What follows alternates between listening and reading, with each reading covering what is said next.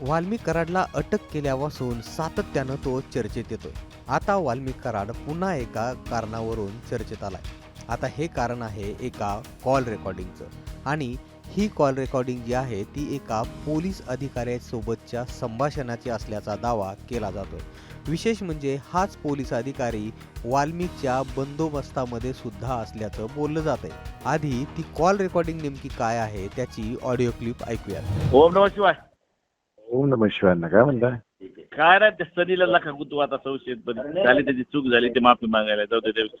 अरे अण्णा, सनी बद्दल शिफारस करू नका.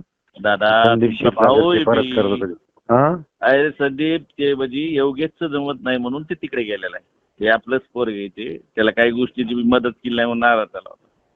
नाही पण त्याला सतत तुमचा फोन आला म्हणजे सतत मदत केली. आता हे एसपी साहेबांनी त्याला चेक करायला सांगितलं. एसपी साहेबांना फोन करा तुम्ही. मी एसपी साहेबाला बोलतो. एसपी साहेबाला वाटलं तर माझा फोन आला म्हणून सांगतो. ते तुम्हाला काही बोललो होतं. त्या आमदाराचं नाही दादा, तिथले लोकलचं राजकारण म्हणून त्या आमदाराकडे.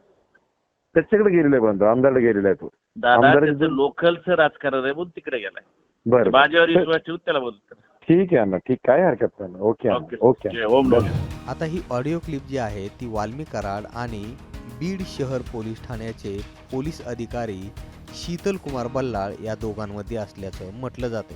शीतल कुमार बल्लाळ हे वाल्मिकच्या बंदोबस्तामध्ये सातत्यानं दिसून आले आहेत. मात्र बल्लाळ यांनी ही कॉल रेकॉर्डिंग आपली नसल्याचं म्हटलंय. ही माझी कॉल रेकॉर्डिंग नसून कुणीतरी बनवाबनवी करून ही कॉल रेकॉर्डिंग बनवली आहे असं शीतल कुमार बल्लाळ यांचं म्हणणं आहे. अर्थात आता ही कॉल रेकॉर्डिंग व्हायरल झाल्यानंतर शीतल कुमार बल्लाळ यांची चौकशी होते का हे पाहणं सुद्धा महत्त्वाचं असणार आहे.